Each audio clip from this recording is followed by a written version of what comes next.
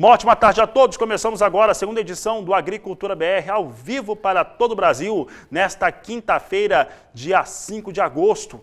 E olha, você sabe, você está nos acompanhando pelas antenas parabólicas, sistema digital e analógico em todo o Brasil, também pela NET e Claro TV, pelo portal sba1.com, pelo canal do Boi, você nos acompanha também, o canal do Boi é sba1.com e também o Facebook do canal do Boi, você acompanha as dezenas de páginas que levam o nosso programa, pela Neo TV no Paraguai e aqui no Brasil também, pela TV Imaculada, que agora já está linkada no Agricultura BR, levando o nosso programa ao vivo para todo o Brasil e a partir deste momento também pelo Agrocanal, então estamos em diversos canais passando e levando informação que é importante para o seu negócio.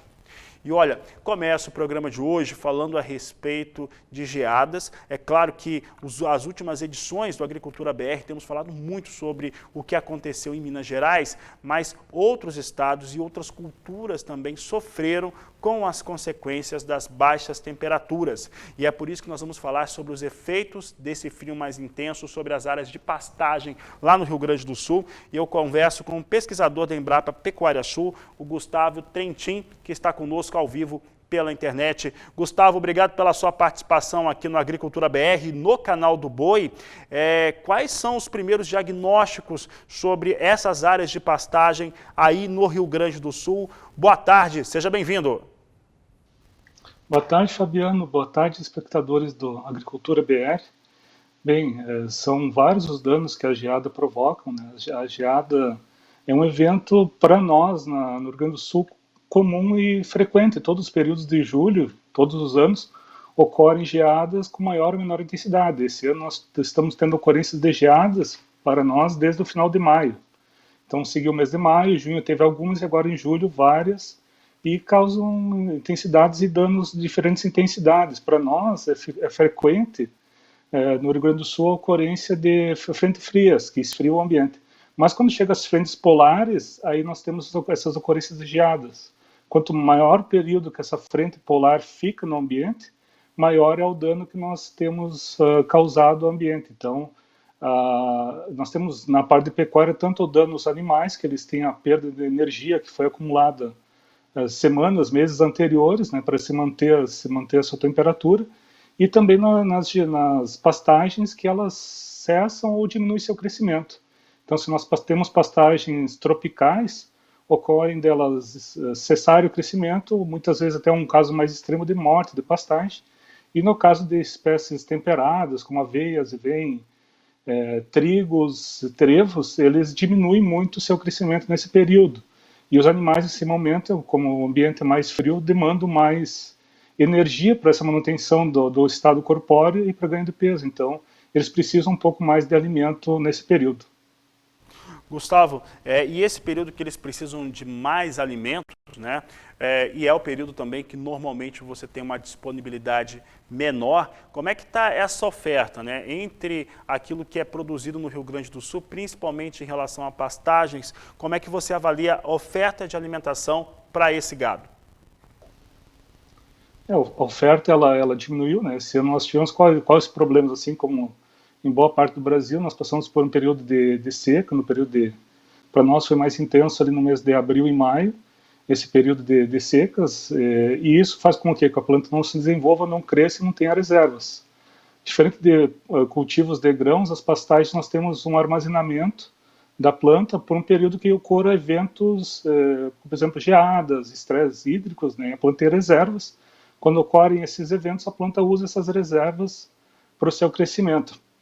As perdas foram grandes, né, mas os produtores estão preparados, né, então os produtores têm várias estratégias que você pode utilizar para reduzir esse dano. Houve perdas? Houve, mas os produtores, como para nós no Rio Grande do Sul é recorrente a questão de geadas, os produtores têm reservas de feno, reservas de silagem.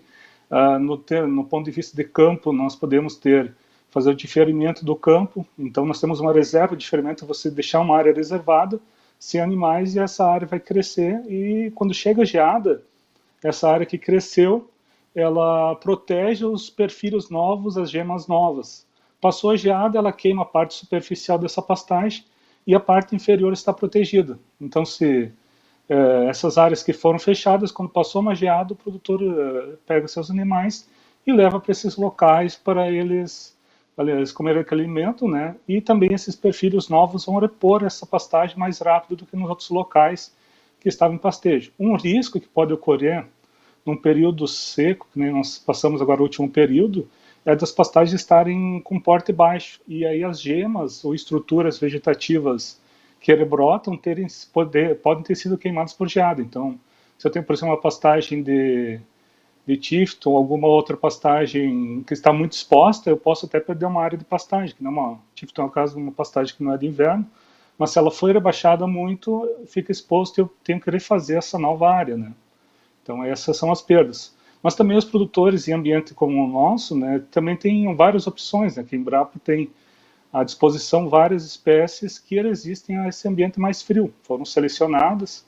Nós temos aveias, azevens, trevos, tem trigo, temos trigo do propósito, que é uma estratégia bem interessante. O produtor pode decidir usar para pastejo ou usar para grão. Se a safra está de grão, usa para grão. Deu uma geada como ocorreu agora. O produtor entra com os animais, faz o pastejo e a nova rebrota que vai ser a safra dele. Então tem várias opções disponíveis. Uma situação importante que o produtor deve fazer é o planejamento. E como é um evento recorrente no mês de julho, quais as estratégias que eu vou ter para diminuir meus impactos? Teve perdas? Teve, mas eu tenho algumas estratégias para reduzir essas perdas desse evento que é recorrente para nós no Rio Grande do Sul. Tá certo, Gustavo. Quero agradecer a sua participação aqui no Agricultura BR. Uma boa tarde a você. Tá certo. Boa tarde, eu agradeço o convite que fizeram para nós da Embrapa Pecuária Sul. A Embrapa Pecuária Sul está à disposição para novas entrevistas, passar novas informações, e também temos tecnologias que podem auxiliar o homem do campo a reduzir esses impactos que nós temos provocados pelo frio. Tá certo, obrigado pela participação, um grande abraço a toda a equipe da Embrapa Pecuária Sul, e você confere conosco agora cotações de mercado.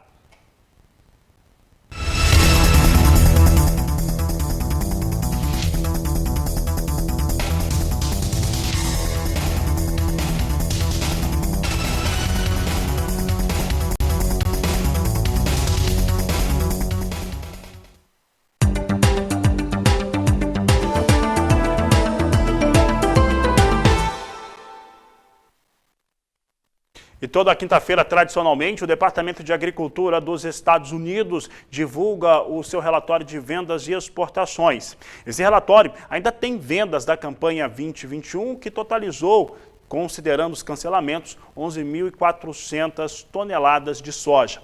Por outro lado, na campanha 2021-2022, de acordo com o que foi informado pelos exportadores privados, foram 424.800 toneladas que foram vendidas. Considerando as duas safras, ficou bem dentro daquilo que os operadores de mercado esperavam que seria vendido nesta semana, encerrada na quinta-feira da semana passada. Ainda falando de dados, o Departamento de Agricultura norte-americano, também tivemos hoje um levantamento ou uma apresentação de dados avulsas do USDA, que mostrou que houve vendas de exportadores privados de 300 mil toneladas para destinos não declarados, que foi informado nesta quinta-feira.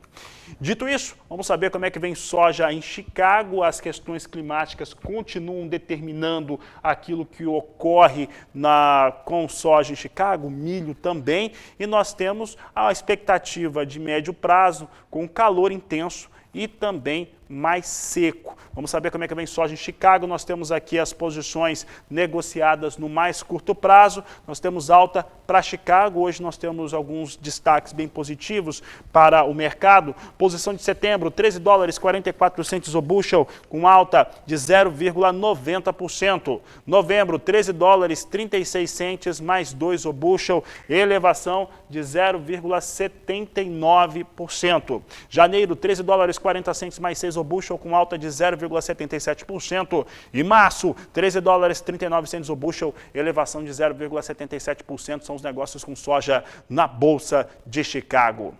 falando de soja, vamos saber como é que vem o dólar. Dólar fecha preço aqui no Brasil, coloca ali as situações para as referências nos portos brasileiros e você acompanha comigo que o dólar agora vem com queda. Queda de 0,61% para a moeda norte-americana, a R$ 5,15 mais 4 para a moeda dos Estados Unidos aqui no Brasil, depois de algumas altas consecutivas, dólar caindo, e é por isso que o Pulga está aqui comigo. Pulga, dólar recuando hoje, nós tivemos o Comitê de Política Monetária Nacional confirmando a alta para a taxa Selic e também que vai subir de novo na próxima reunião. Isso já explica um pouco dessa história do dólar hoje. Boa tarde, seja bem-vindo.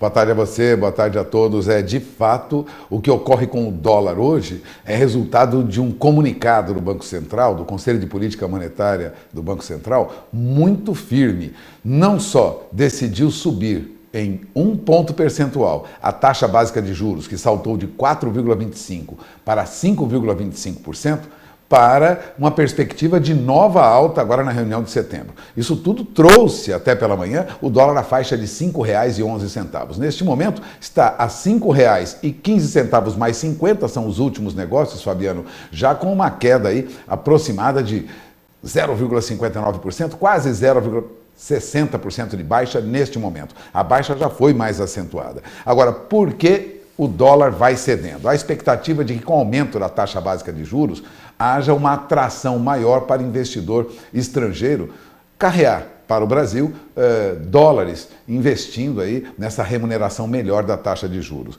Agora, tudo isso leva a crer que o objetivo do Banco Central é mesmo controlar a inflação e há um certo desconforto. Era o que se comentava hoje no mercado financeiro, um certo desconforto do Banco Central com a perspectiva de uma inflação muito alta, ou seja, de uma alta generalizada de preços. Ela não ocorre só aqui, ocorre também em outros países, nessa retomada da atividade econômica depois da pandemia, mas o fato é que poderia sair do controle, né, essa inflação. Ela superaria aí a perspectiva de que no máximo deveria subir 5,25%.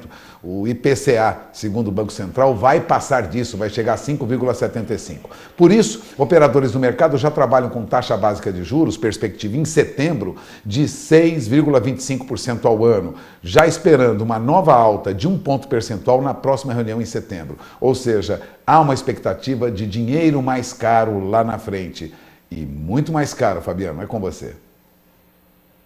Uma boa tarde a você. Eu lembro aqui, para quem está acompanhando a Agricultura BR, daqui a pouco você vai ter um mega leilão aqui, um mega leilão da CFM, e aí a gente vai estar no Agrocanal. Já estamos no Agrocanal também, simultaneamente. E por aqui eu destaco agora como é que vem os negócios com soja nos portos do Brasil. É o que a Agricultura BR destaca para você. Nós temos aqui para entrega no mês de agosto, portos de Santos e Paranaguá, a R$ 168,00 a saca de 60 quilos, de acordo com a apuração da Grãos Corretora.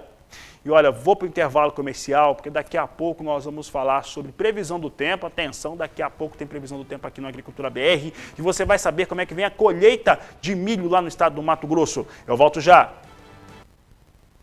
E o assunto por aqui no Agricultura BR é o café, são os impactos das geadas nas áreas de produção. A Emater Mineira faz um levantamento regular e vem apontando para perdas ou áreas atingidas por essas geadas próximo a 20%, serão 19,1% dessas áreas que foram afetadas pelas geadas em Minas Gerais, em áreas cafeeiras. E nós vamos conversar sobre esse assunto agora ao vivo. Vou conversar com Feliciano Nogueira, ao vivo aqui pela internet, ele que é diretor técnico da Emater de Minas, e responde algumas perguntas a respeito do que a Emater e também os demais parceiros, EPAMIG, cooperativas, têm conseguido verificar nas áreas de produção de Minas. Feliciano, um prazer tê-lo aqui no Agricultura BR. Como é que está essa avaliação de campo para as áreas afetadas por geadas em Minas, áreas de café? Boa tarde, seja bem-vindo. Boa tarde, muitíssimo obrigado pelo convite. Para a gente é um prazer estar somando esforço aí também com a imprensa, comunicando, a todos os espectadores aí do canal do Boi, para a gente estar podendo informar um pouquinho a respeito desse tema que hoje está, sendo aqui para nós em Minas Gerais especialmente de grande importância, dado a própria importância que tem o café para o cenário mineiro, né? Tanto do ponto de vista econômico, como sendo um produto de pauta importante na exportação do agro de Minas Gerais. Nós temos aí, né, uma área de aproximadamente 1.300.000 hectares de cultura cafeeira em Minas Gerais.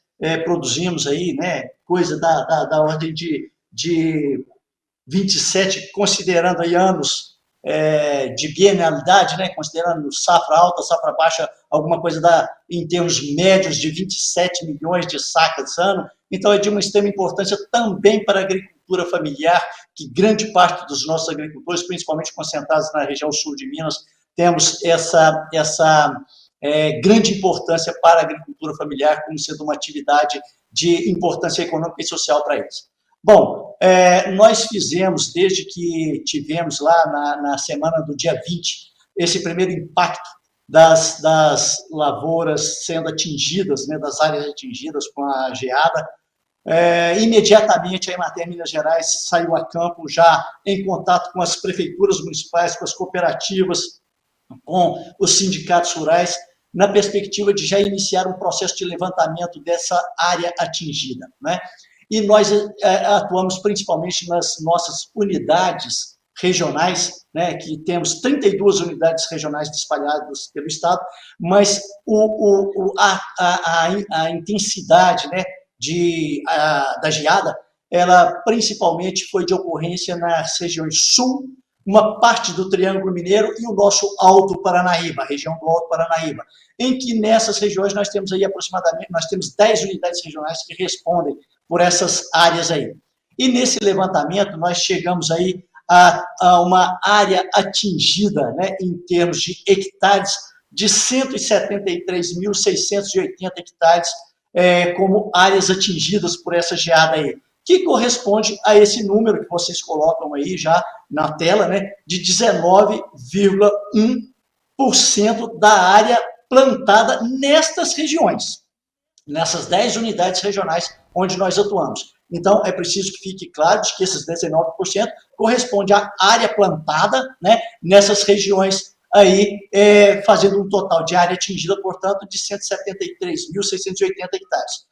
Em números também aproximados, naturalmente é uma estimativa que nós fizemos com esse levantamento o mais rápido possível, tentando já de alguma maneira, dar alguma orientação e suporte aos agricultores que foram atingidos, mas temos aí uma estimativa de aproximadamente 9.540 produtores, agricultores que foram aí atingidos, sendo que a grande concentração deles está na região sul de Minas, tá certo?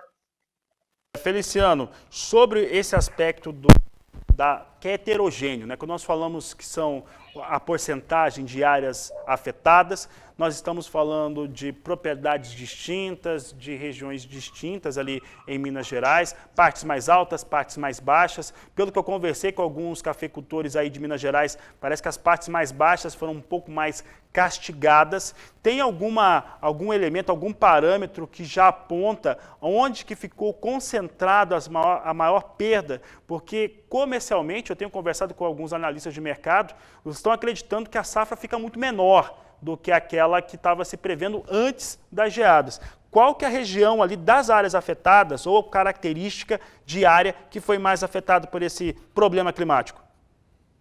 É interessante essa pergunta que você faz, porque nós temos essa informação de fato de que essas áreas mais baixas foram de maneira muito mais intensa, né, atingidas, principalmente as regiões ali, por exemplo, a região próxima ao Alfenas, onde é uma área que tem ali o Lago de Furnas, e como houve, né, nesses últimos anos um decréscimo no nível de água, de abastecimento do reservatório, isso propiciou uma menor defesa, como a gente, né, às vezes diz aqui, dessas áreas de cafeicultura mais baixas. Então, houve essa situação de um maior atingimento nessas áreas baixas, e essa região de Alfenas foi principalmente aquela que apresentou áreas de geada mais castigadas, mais intensas, né? Mas, em contrapartida, nós encontramos também situações como no Alto Paranaíba, na região do Cerrado, em que, embora não tenha sido um grau de intensidade da geada tão grande, mas a área atingida foi muito grande também.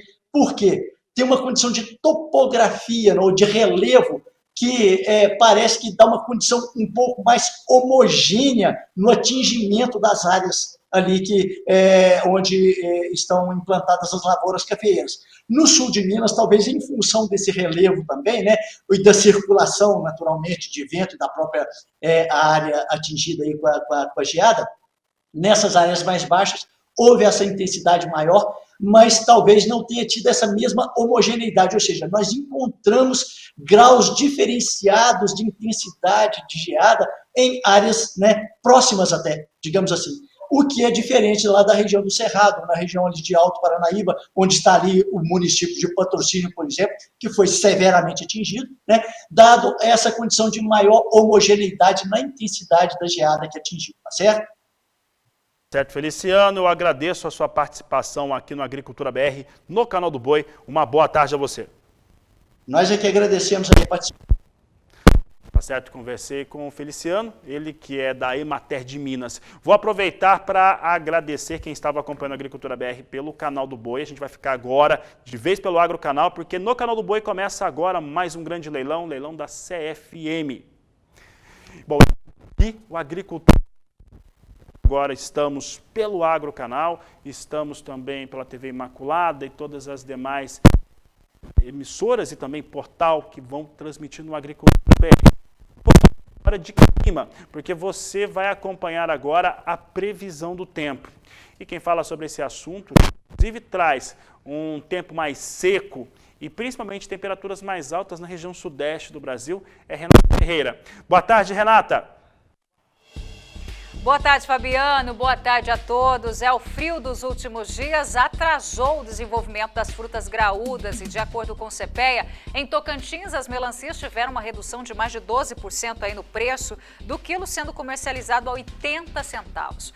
Os principais centros consumidores, como São Paulo, Rio de Janeiro, também registraram pouca procura aí pela fruta e, por isso, o valor do quilo caiu para menos de R$ 2.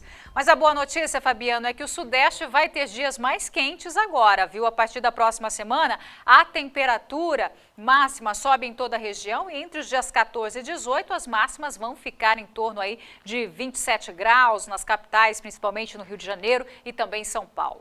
E falando em calor, dá só uma olhada no centro-oeste brasileiro, uma onda de altas temperaturas vai atuar na região entre os dias 9 e 19, com previsão de máximas acima de 36 graus, chegando aos 40 aí no estado de Mato Grosso. E ao longo do dia, a umidade relativa do ar despenca no centro-oeste, também no Tocantins, sul da região norte, interior do sudeste e também do nordeste brasileiro. Não há umidade em solo no Brasil Central e a estiagem já dura cerca de 4 meses nas áreas mais alaranjadas aí do mapa. Previsão de chuva mais intensa hoje apenas no litoral sul da Bahia, com ventos de moderada intensidade que também levam precipitações menos volumosas nas demais áreas costeiras aí da região nordestina. Chuva também no norte do país, entre o Ceará e também o oeste amazonense. E as chuvas vão atingir também o litoral de São Paulo com menor intensidade. O céu fica nublado hoje, inclusive aí na capital paulista. Tem aumento de nebulosidade também no oeste de Mato Grosso do Sul e também no estado do Paraná, mas sem chuva significativa. Fabiano, é com você. Obrigado, Renato. Um grande abraço a você. Olha, por aqui falamos sobre São Paulo e o estado de São Paulo também teve geadas, né? Assim como o sul do Brasil inteiro, como partes da região de Minas, 190 municípios mineiros tiveram geadas, Mato Grosso do Sul praticamente inteiro também com geadas e São Paulo também. E no caso de São Paulo, essas geadas afetaram a horticultura, afetaram culturas de milho e, claro, a cana-de-açúcar. E este é o assunto agora do repórter Gustavo D'Angelo. As fortes geadas que atingiram as plantações de cana-de-açúcar, especialmente aqui no interior paulista, devem ocasionar diminuição na qualidade da matéria-prima, além da perda de peso e sacarose nas usinas. Especialistas explicam que as baixas temperaturas congelam e matam a planta por dentro, afetando diretamente a gema apical, que é o ponto responsável pelo crescimento da cana-de-açúcar. Colher antes da hora o que foi afetado é a solução para que as usinas possam usar o que restou, mas agora a planta possui menos valor energético. Com isso, o preço das produções de açúcar e etanol pode aumentar. Nesta safra, a produção estimada em mais de 270 milhões de toneladas deverá ficar inferior a 260 milhões. Os efeitos devem ser notados também na próxima safra. Com a geada, o manejo das lavouras será mais complexo. A brota na área já colhida e que foi afetada pela geada vai passar por uma poda e voltará a brotar, mas com atraso em relação ao processo vegetativo esperado anteriormente. Isso afeta não só a produtividade, mas também o planejamento da colheita de 2022-2023. Se o produtor colher antes, perde em produtividade devido ao ciclo da planta. Se retardar, fica com manejo e custos mais complicados. De Araçatuba, São Paulo, Gustavo D'Angelo. Em resumo, né, independente da tática que será adotada aí por quem produz cana, sendo produtor rural ou sendo usinas que têm as suas áreas arrendadas, tem perdas. Ou se colher agora, com produtividade, ou se fizer o corte com mais investimento na cultura. Nós vamos para o intervalo comercial, daqui a pouco eu volto falando a respeito do mercado do milho. Eu volto já. E o aperto orçamentário do Ministério da Agricultura afeta um dos setores mais importantes do agronegócio brasileiro, o seguro rural. Olha, para se ter uma ideia, de acordo com o Guilherme Bastos, secretário de Política Agrícola do Ministério da Agricultura, que nesta última quarta-feira participou de um evento da Fundação Getúlio Vargas, são necessários pelo menos 300 milhões de reais a mais para a subvenção de seguro no Brasil. Com isso, ele afirma que o Ministério da Agricultura vai fazer essa solicitação junto à Câmara Federal e seus representantes de 320 milhões de reais para o programa de subvenção rural. Ele lembrou que o Plano Agrícola Pecuário lançado e em vigor desde o dia 1º de julho tem R$ 1 bilhão disponível para o seguro rural. Contudo, a solicitação inicial dele era de R$ 1 bilhão e 300 milhões de reais. Guilherme Bastos fez ainda mais uma referência importante. Essa referência está em relação aos recursos que são disponibilizados para o seguro rural. De acordo com ele, eles podem ser remanejados, o que coloca em risco aí também os recursos para o seguro nessa campanha 2021-2022.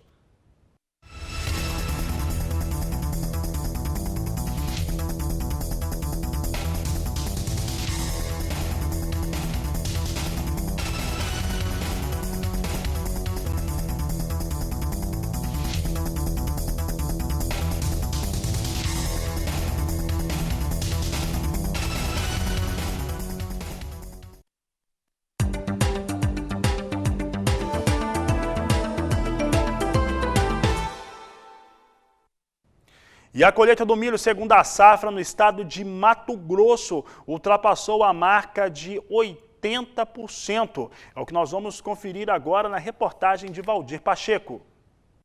De acordo com o IMEA, Instituto Mato Grossense de Economia Agropecuária, o milho segunda safra no estado atingiu nesta semana 84,2% da área colhida, avançando 11,4 pontos percentuais no comparativo semanal, embora com atraso em relação ao mesmo período do ano anterior, que era de 93,55%. A média histórica para o período é de 90,77% nesta mesma época. No entanto, devido aos problemas enfrentados neste ano de 2021, com atraso no plantio, falta de chuva e outros fatores somados, a colheita está abaixo deste percentual, porém segue em ritmo acelerado, direcionando-se para o final. O tempo firme contribui para a evolução da colheita e agora os produtores se concentram no resultado para contabilizar a produtividade e mensurar o corte na estimativa, pois a seca severa comprometeu não apenas a quantidade, mas também a qualidade dos grãos. A colheita do algodão segue atrasada. No comparativo anual, chegou a 23,03% da área, frente a 39,8% colhidos no ano passado.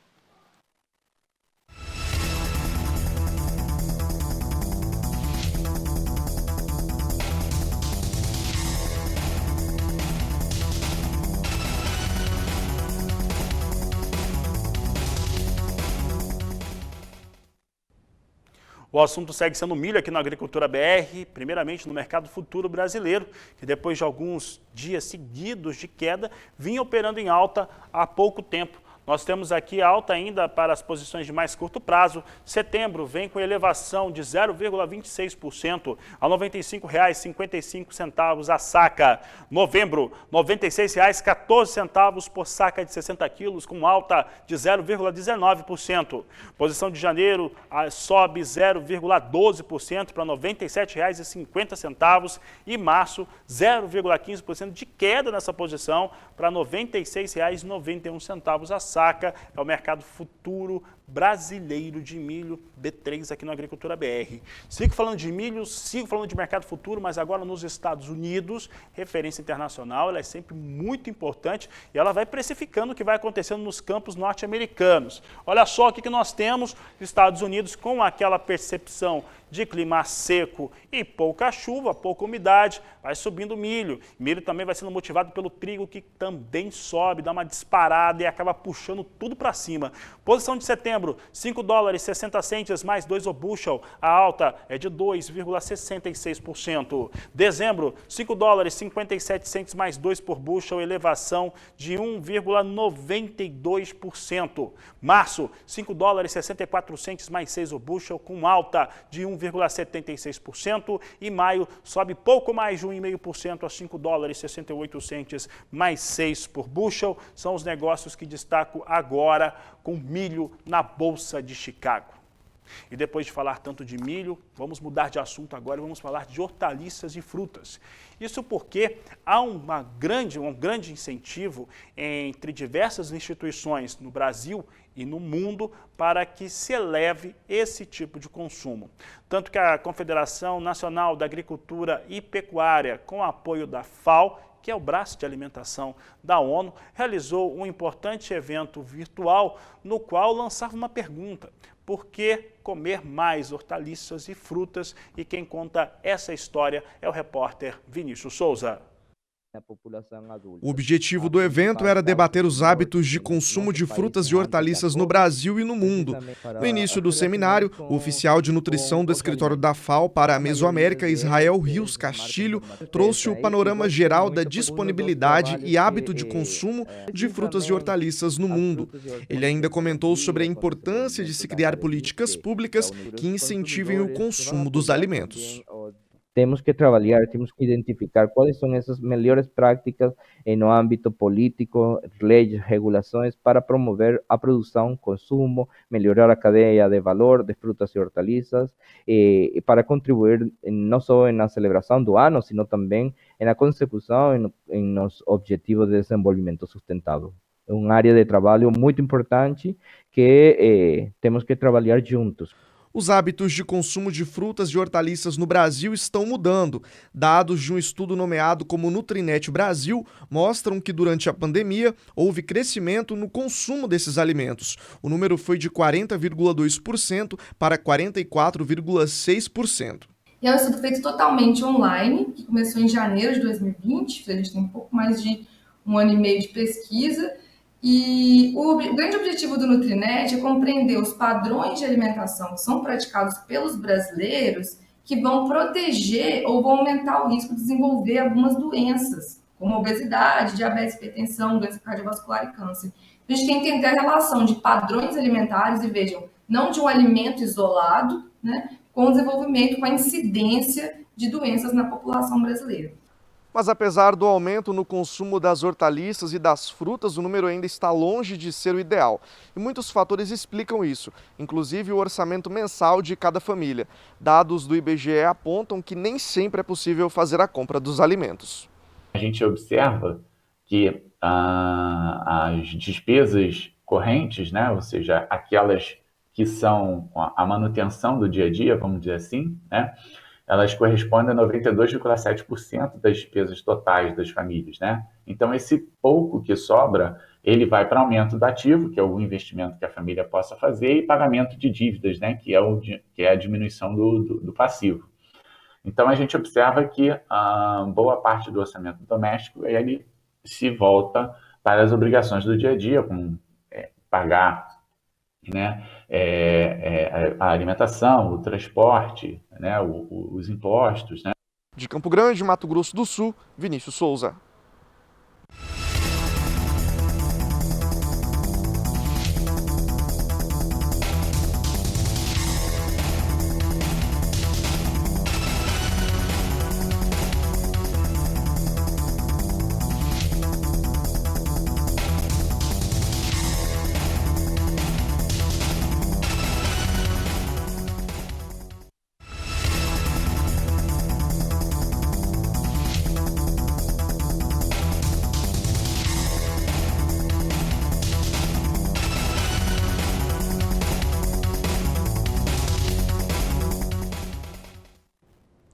E a mandioca vem perdendo espaço para outras culturas na região noroeste do estado do Paraná.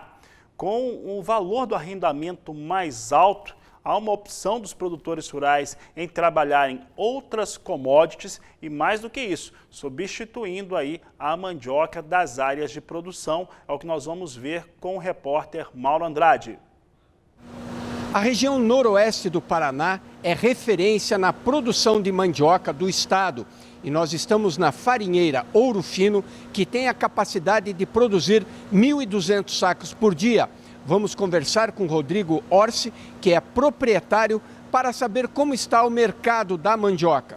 O mercado da farinha de mandioca nesse momento, ele passa por um período complicado, que todas as commodities elas estão num valor elevado em comparação à farinha de mandioca.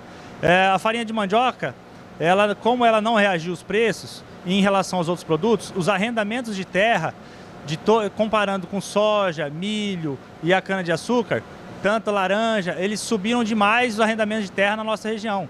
E a mandioca, devido ao preço atual, não conseguiu acompanhar essa valorização do arrendamento de terra. Então, devido a isso, teve uma diminuição muito grande do plantio, muitos produtores deixaram o ramo, os produtores tradicionais diminuíram o plantio devido a esse aumento do valor dos arrendamentos de terra. Então, no médio e longo prazo, nós teremos um problema no abastecimento. Hoje, grande parte do abastecimento de raiz de mandioca do Paraná e da nossa região está vindo de São Paulo também. Então, hoje as indústrias estão trabalhando, mas estão trabalhando com a margem muito reduzida e, além de tudo, a gente caminha para um problema de abastecimento de matéria-prima na nossa região. Os resíduos de matéria orgânica que sobram no processamento da produção da farinha são reaproveitados. O resíduo sólido vai para alimentar o gado e a parte líquida vai para um biodigestor que produz o biogás, que aquece uma caldeira para secar a farinha. Após essa água gerar o gás, ela é destinada a uma lagoa, a um pulmão depois do biodigestor, que essa lagoa ela é utilizada para fertirrigação, onde a gente irriga os pastos com essa água que ela vem rica em fósforo. Então, hoje, todos os resíduos são reutilizados. E aí, o que era antigamente um problema, a água da mandioca, hoje é uma fonte de renda, é o que ajuda a gente na pastagem para estar tratando o gado e fazendo a engorda do gado. De Alto Paraná, na região noroeste do estado, Mauro Andrade.